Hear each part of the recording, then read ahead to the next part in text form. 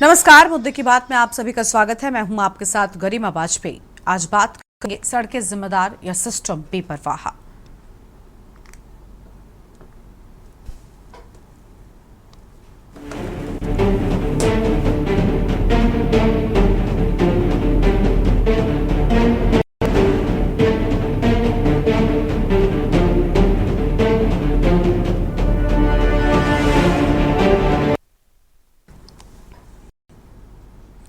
सरकारें जिन सौगात बताकर जिन उच्चीकृत सड़कों का निर्माण करती है, वही राष्ट्रीय राजमार्ग और एक्सप्रेसवे रफ्तार सहित लापरवाही के चलते हादसों के सबब साबित हो रहे हैं। सड़क सुरक्षा के नाम पर लगातार हर साल शासन के निर्देश पर सूबे के सभी जिलों में अभियान चलाने के नाम पर बड़ा बजट खर्च किया जाता है, फिर भी हादसों पर लगाम नहीं होती।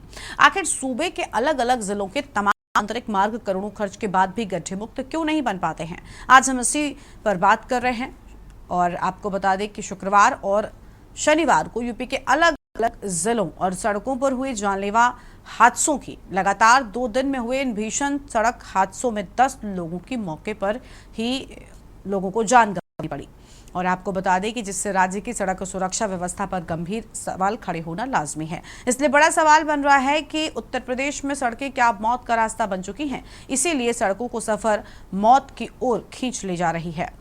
सवाल है, सड़क हादसों का जिम्मेदार आखिर रफ्तार सिस्टम या हम यानी वाहन चालक हैं?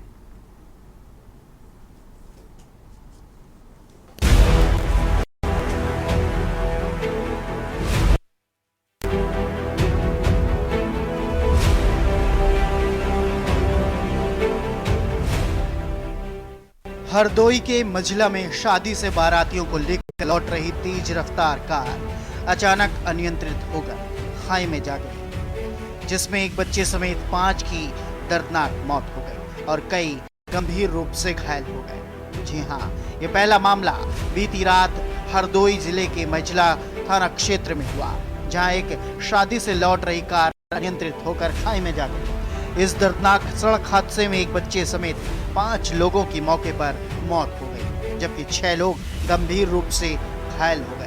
जानकारी पाकर मौके पर पहुंचे स्थानीय बाशिंदों और राहगीरों ने गाड़ी के शीशे तोड़कर घायलों को बाहर निकाला और पुलिस को हादसे की जानकारी दी। सभी घायलों को शाहबाद के सामुदायिक स्वास्थ्य केंद्र में भर्ती कराया गया है, जहां से उन्हें बेहतर इलाज के लिए जिला मुख्यालय स्थित मेडिकल कॉलेज रेफर कर दिया गया। वहीं कुछ घायल अभी जीवन और मौत से जबरदस्त संघर्ष कर रहे हैं। दिनांक 30-31 मई 2025 की रात्रि को थाना पाली के मोहल्ला पटिया नीम से नीरज सनाफ राम सेवक की बारात थाना मझिला के ग्राम कुसमा गई हुई थी।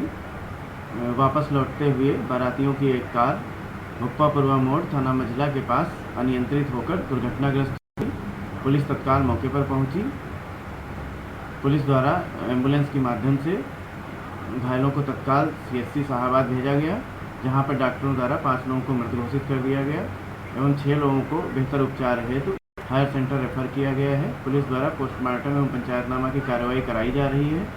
अग्रिम वैधानिक कार्रवाई प्रचलित है। वहीं दूसरा हादसा वाराणसी हाईवे पर शुक्रवार को जौनपुर जिले के बक्सा थाना क्षेत्र के एक निजी बस हादसे पर शिकार हुई। प्रत्यक्षदर्शियों के अनुसार फर्राटा भरते हुए निजी बस डिवाइडर से टकराने के बाद पलट गई। इससे बस में सवार 5 यात्रियों की मौके पर ही मौत हो गई, जबकि 15 अन्य घायल हो गए। बस सवार यात्रियों के मुताबिक दुर्घटना के समय करीब 80 किलोमीटर प्रति घंटे की रफ्तार से बस दौड़ रही थी, जिसमें 45 यात्री सवार थे। बताते चले, सड़कों के निर्माण ही नहीं, रख रखाव पर करोड़ों रुपए का बजट जारी होता है। इसके बावजूद सड़कों पर जगह जगह मौत को दावत देने वाले गड्ढे सहित अन्य इंतजाम देखने को मिलते हैं। यह हाल तब है जब हर साल सड़क सुरक्षा अभियान चलाया जाता है। सभी एक्सप्रेसवे CCTV सर्विलांस से लैस है। इसके बावजूद भी रफ्तार का कहर थमने का नाम नहीं ले रहा। ये जानलेवा हादसा वास्तव में कई सवाल खड़े करते हैं। सबसे पहला सवाल तो ये है कि हमारी सड़कें सुरक्षित हैं? क्या यातायात नियमों का पालन हो रहा है? क्या प्रशासन और परिवहन विभाग अपनी जिम्मेदारियों का निर्वहन कर रहे हैं? और सबसे महत्वपूर्ण सवाल, क्या इन हादसों को रोका जा सकता है? स्पेशल डेस्क के न्यूज इंडिया।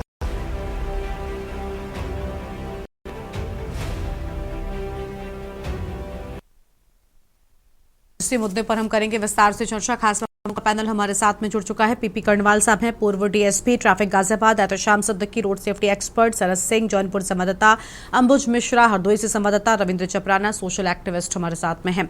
शुरुआत कर लेते हैं सबसे पहले अंबुज मिश्रा हमारे संवाददाता से। अंबुज, पूरी जानकारी क्या है? लगातार जो हादसे हैं इनमें लोगों की जान चली जाती है, बड़ा सवाल ये कि आखिर जिम्मेदार कौन? पूरी जानकारी क्या है?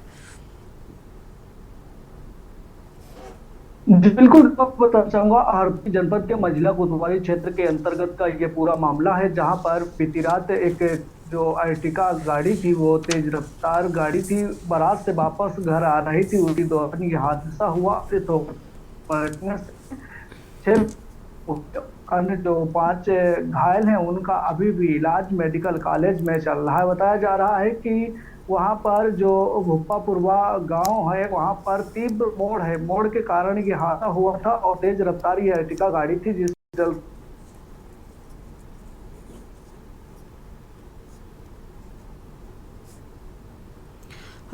आपकी आवाज नहीं मिल पा रही है अंबुज, लौटेंगे आपके पास में। सरस सिंह हमारे साथ में जौनपुर के संवाददाता। सरस, आपके पास क्या जानकारी है? जौनपुर से पूरी घटना क्या सामने आई है? जी, आपको बता दें कि जौनपुर के बक्सा थाना क्षेत्र के नौपेड़वा बाजार के पास, शंभूगंज बाजार के पास बीते कल 9:30 बजे प्राइवेट बस जो कि बदलापुर से जौनपुर की तरफ जा रही थी, जिसकी गाड़ी संख्या UP 62 5814 है, जैसे ही वो बक्सा के शंभूगंज बाजार के पास पहुंचती है, वो डिवाइडर से टकराकर अनियंत्रित होकर पलट जाती है, जिस घटना स्थल पर ही 4 लोगों की मौत हो जाती है। वहीं आनंद फानंद में लोगों को जिला अस्पताल में भर्ती कराया जाता है, जिसमें एक यात्री की इलाज के दौरान मौत हो जाती है, जिसमें बताया जा रहा है कि 5 लोगों की मौत हो गई है और 15 लोग गंभीर रूप से घायल हैं, जिनका 10 लोगों का इलाज सीएचसी नौपेड़वा एवं 5 लोगों का इलाज जौनपुर के जिला अस्पताल में कराया जा रहा है। वहीं बता दें कि अगर बात करें लोगों के घायलों की, तो जब हमने उनसे बात की तो उनका साफ कहना था कि ड्राइवर जो है वो नशे में था, जिसके कारण गाड़ी उसकी लगभग 80 से 85 किलोमीटर की रफ्तार से थी, जिसके कारण वो जब बक्सा के शंभूगंज बाजार में पहुंची तो अनियंत्रित होकर टकरा गई। वहीं बता दें कि लगातार परिवहन विभाग के द्वारा ये निर्देश चलाया जाता है कि ड्रिंक एंड ड्राइव करना अपराध है, लेकिन लगातार इस तरीके के मामले सामने निकल कर आते हैं कि ड्राइवर नशे में रहता है, ओवर स्पीडिंग रहती है, जिसके कारण ऐसी दुर्घटना होती है। वहीं अगर बात करें जौनपुर की, तो आज भी जौनपुर में ट्रैफिक व्यवस्था को रस्सी के कंट्रोल किया जाता है। वही बात करें ओवर स्पीडिंग को लेकर, अगर बात करें ओवर स्पीडिंग को लेकर, अभी भी जो जौनपुर जिले की बात करें तो यहाँ पर ओवर स्पीडिंग को लेकर अभी तक कोई व्यवस्था नहीं की गई। अगर बात करें ओवर स्पीडिंग को लेकर, जो लगातार बात की जाती है कि अगर आप ओवर स्पीडिंग करेंगे तो आपका चालान हो जाएगा, लेकिन इसके बाद भी अभी तक जौनपुर में स्पीडोमीटर की भी सुविधा नहीं आई, जिसके कारण फर्राटे लोग गाड़ियां चलाते हैं, जिसके कारण आए दिन दुर्घटना होती रहती है। जी गरिमा। ठीक है, लौटेंगे आपके पास में। हमारे साथ में और मेहमान जुड़ चुके हैं। एहतशाम सिद्दीकी साहब हमारे साथ में हैं, रोड सेफ्टी एक्सपर्ट हैं। बहुत स्वागत सर आपका। क्या कहना चाहेंगे सर? लगातार ऐसी घटनाएं सामने आती हैं सड़क हादसों में, न जाने कितने लोग, आंकड़े बहुत कुछ कहते हैं, बहुत सारे लोग जान चली जाती है। बड़ा सवाल ये कि आखिर सिस्टम बेपरवाह क्यों है? लेकिन दूसरा ये भी कि हम चाहेंगे कि आप ये भी बताएं कि जो चालक है वाहन, उनको भी कितना अलर्ट रहना चाहिए, किस तरीके से नियमों का पालन जरूर करना चाहिए ताकि ऐसे हादसों से वो बच सके। एहतशाम सिद्दीकी साहब, आवाज मिल रही है आपको? सर आप सुन पा रहे हैं? हेलो, धन्यवाद गरिमा जी। जी जी, आपको आवाज मिल रही है मेरी? जी बोलिए, आप बोलिए, आपकी आवाज आ रही है जी सर। जी जी मैम, देखिए जो आपने आज मुद्दे उठाए हैं उसके एक एक करके उसको हम थोड़ा सा कवर करने की कोशिश करेंगे कि जैसे आपने कहा कि सड़कें सुरक्षित हैं या नहीं है, पहला सवाल यही है, क्योंकि अगर सड़क सुरक्षित होगी तभी हम उस पर सुरक्षित रूप से चल पाएंगे। तो अगर आप पिछले 5 सालों में और आज की बात करेंगे तो काफी कुछ सड़कों के प्रति अगर आप देखें तो सुधार हुआ है। ठीक है, गड्ढे भी हैं रोडों पे या कहीं इंजीनियरिंग गड़बड़ियां हैं सड़कों में, ये बात मानी जाती है, लेकिन इसमें काफी हद तक ये है कि अगर चालक हमारा सुरक्षित है, मतलब चालक नियमों का पालन कर रहा है, तो काफी हद तक बचाव हो सकता है। अगर हम पहले केस की बात करें जो हरदोई वाला केस हुआ, तो उसमें आपके अभी पिक्चर में आपने दिखाया कि रोड थोड़ा सा कर्वी था, घुमावदार कर्व था, रोड थोड़ा सा घूम रही थी। और यहाँ पर अगर किसी भी वाहन की गति तेज होगी तो चालक कभी भी उसको नियंत्रण नहीं कर पाएगा। ये बिल्कुल एकदम साइंस है और इस फैक्ट की बात है। प्लस इसमें ये देखना होगा कि जो चालक है वो रात में कितने बजे चला, क्या वो प्रॉपर उसने नींद वगैरह ली थी, आराम किया हुआ था, या जैसे पहले दूसरे केस में आया कि नशे की हालत में था। तो कहीं यहाँ पर भी तो उस तरह का कोई केस ना हो। या दूसरा, आप इस चीज को गौर करिए कि आपने गाड़ी बताई, गाड़ी का मॉडल भी बताया, लेकिन उसमें जो आप मृतकों की और घायलों की संख्या बता रहे हैं वो हमारे हिसाब से ओवरलोडिंग है। इसमें 11 से 12 लोगों का आ रहा है कि इतने लोग होने चाहिए गाड़ी में। 5 की मृत्यु हो चुकी है, 6-7 लोग घायल हैं। तो एक गाड़ी है जिसकी कैपेसिटी ही हमारी 5 से 7 लोगों की है, 8 लोगों की है, उसमें अगर 12 लोग बैठ के जा रहे हैं तो जाहिर सी बात है कि उसमें जो क्षति होगी वो अधिक से अधिक होगी। इसमें तो यातायात के नियम जो बनाए गए हैं उसका कहीं ना कहीं ना पालन होना और ड्राइवर और सवारी दोनों का जागरूक ना होना। और ये बड़े शादी वगैरह के जिस तरह के जो समारोह होते हैं उसमें ये अक्सर देखने को मिलता है कि गाड़ी ओवरलोडिंग होती है, रफ्तार में होती है, और इस तरह का जो एक शादी का माहौल होता है वो बहुत किसी दुखद घटना में बदल जाता है। गरिमा जी। ठीक है सर, लौटेंगे आपके पास में। पीपी कर्णवाल साहब हमारे साथ में हैं, पूर्व डीएसपी ट्रैफिक गाजियाबाद। बहुत स्वागत कर्णवाल साहब आपका। आवाज मिल रही है कर्णवाल जी आपको? जी सर, क्या कहना चाहेंगे सर आप लोग, क्योंकि मौजूद रहे, आप लोगों ने ग्राउंड की तस्वीरें जो हैं वो बेहतर समझी हैं, देखी हैं। सर क्या दिक्कतें आती हैं कि सड़क हादसों में इतने लोगों की जान चली जाती है, कितने परिवार तबाह हो जाते हैं, हम देखते हैं कितने लोग तो तुरंत ही मौके पर ही अपनी जान गंवा देते हैं। क्या किया जाना चाहिए? क्या तेज रफ्तार इसका मुख्य कारण होते हैं? अलग अलग कारण हैं, लेकिन प्रमुखता किन चीजों से बचना चाहिए और क्या और बदलाव होने चाहिए ताकि ऐसे हादसे ना हो? देखिए, मैं आपको बताऊं कि सड़क सुरक्षा नीति ये 2009 में बनी थी और प्रत्येक साल 11 से 17 जनवरी के बीच सड़क सुरक्षा सप्ताह भी मनाया जाता है। लोगों को जागरूक किया जाता है कि किस तरीके से वो इन जो दुर्घटनाएं होती हैं ये बचे और हम सड़क सुरक्षा में किस तरीके से अपना यातायात नियमों का पालन करवाए। इसमें केवल आप सड़कों को या सड़क जो इस तरह के इनको दोषी नहीं कह सकते हैं। इसमें अगर दोष है तो निश्चित रूप से चालकों का दोष है, चालकों की लापरवाही है।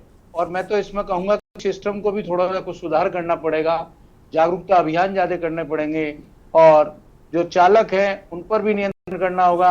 जो कॉमर्शियल वाहन है, टैक्सीज हैं, बसेज हैं, इन लोगों का एक ही उद्देश्य हो गया है कि हम किसी तरीके से पैसा कमाते रहे। ये नहीं देखेंगे कि ड्राइवर जो है रात को सफर करके आया है और सुबह उसे दूसरी गाड़ी प्रदान कर देते हैं, वो उसमें चला जाता है।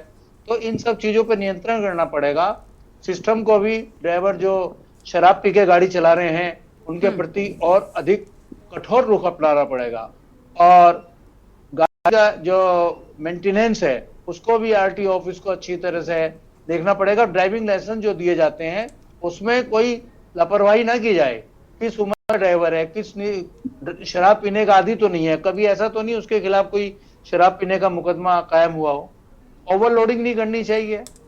और ड्राइवर अगर टैक्सी वैसा ड्राइवर है, कोई किसी कॉमर्शियल वाहन पर है, तो उसके मालिक को भी देखना चाहिए कि ड्राइवर का रेस्ट पूरा हुआ नहीं हुआ। ये आप जो भागदौड़ सी रहती है इस वजह से भी वो एक्सीडेंट का रूप ले लेती है। ठीक है, तो सिस्टम को भी कुछ और जागरूक होना पड़ेगा। बिल्कुल, और जागरूक होने की जरूरत है ताकि ऐसे हादसों से हम बच सके। रविंद्र चपराना जी का रुख कर लेते हैं, सोशल एक्टिविस्ट है। रविंद्र जी, आपको आवाज मिल रही है, क्या कहना चाहेंगे सर?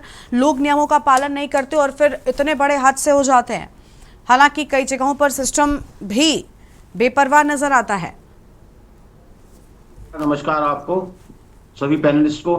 दूसरा, जो आज हादसा हुआ है दर्दनाक, उन सभी परिवारों को मेरी संवेदना है।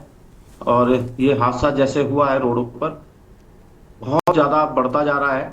अभी मैं सभी को सुन रहा था, सभी लोग जो है मिलकर ड्राइवर गाड़ी के चलान पर, गाड़ी की रखरखाव पर सब पे ज्यादा जोर मार रहे थे, मगर वो अपनी गलतियों को कोई नहीं मानने को तैयार है।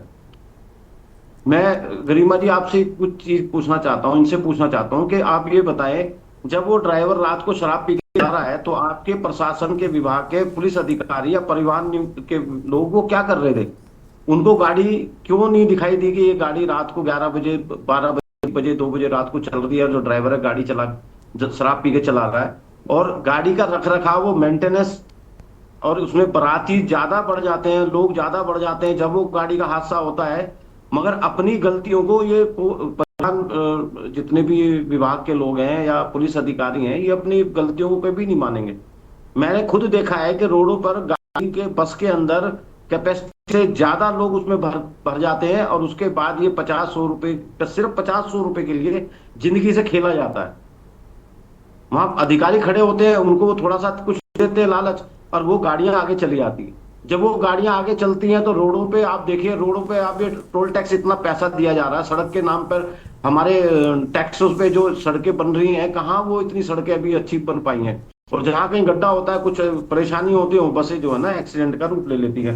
गाड़ी भी होती है, गाड़ी जो भी हमारी परिवहन चलते हैं, वो सारी दुर्घटना इसलिए होते हैं कि क्योंकि एक तो रोडों में बहुत सबसे बड़ी कमी है। रोड जो आप देखेंगे, कहीं भी आप चले जाएं, कुछ रोड तो बहुत अच्छे बन गए हैं, मगर कुछ रोडों में अभी बहुत कमियां हैं।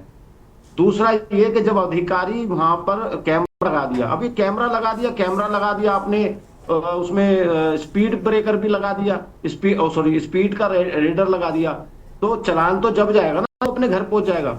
अगर वो सड़क हादसे में मर जाएगा तो अब ये जो उन्होंने स्पीड का जो रीडर का उन्होंने चेक किया होगा कि ये 80 से ज्यादा बस चल रही थी और उसमें जो लोग मर गए, आप क्या चलान का पैसा कैसे भुगतेंगे?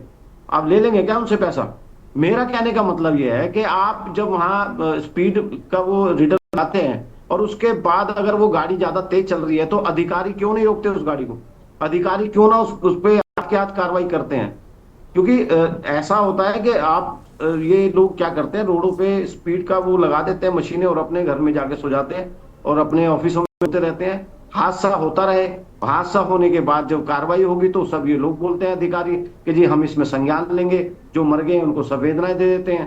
तो रोडों का जो बुरा हाल है यूपी के अंदर, आए दिन लगातार रोज, आज भी तो आप 2 हादसे बता रहे हैं कि जौनपुर में हुआ, हरदोई में हुआ, ऐसे हर रोज कहीं ना कहीं रोडों पे ऐसे हादसे होते हैं, दर्दनाक मौतें होती हैं।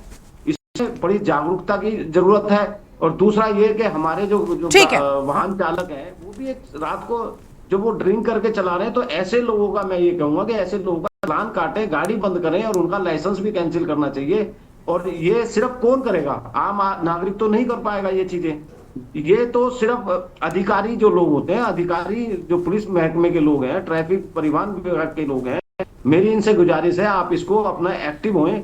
और इस तरह के जो हादसे होने बंद जब ही होंगे जब आप इनके चालान काटेंगे, इनकी बसों को आप बंद करेंगे, या फिर इन सारी चीजों का ध्यान भी रखना होगा, शायद तभी हम कहीं ना कहीं ऐसे हादसों से बचा सकेंगे। शुक्रिया सर आपका हमारे साथ जुड़ने के लिए। बाकी सभी मेहमानों का भी बहुत शुक्रिया हमारे साथ जुड़ने के लिए और कार्यक्रम में आने के लिए। तो देखिए, रफ्तार भी कहीं ना कहीं इन हादसों के लिए जिम्मेदार होती है, लेकिन बड़ी बात यह कि क्या सड़कें जिम्मेदार हैं या फिर सिस्टम बेपरवाह है, अपने आप में एक बड़ा सवाल है। उम्मीद है कि आने वाले वक्त में ऐसे हादसों पर रोक लगेगी। इस कार्यक्रम में इतना ही।